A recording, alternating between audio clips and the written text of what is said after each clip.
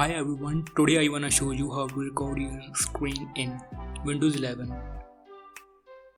Open the snipping tool by searching the snipping tool in the search bar. As you can see now there is a new record button. To start recording, select the record button and then click on the new recording. And the screen recorder interface will appear. Now using mouse select a portion of the screen which you want to record and click on the start recording.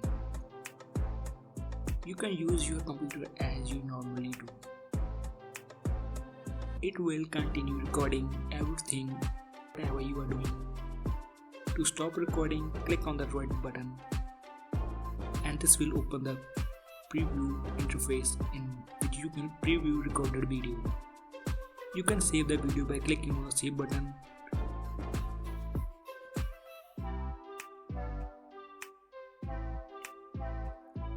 Well, that's how to record your screen in Windows 11. If you wanna watch more video like this, do like and subscribe. Thanks for watching.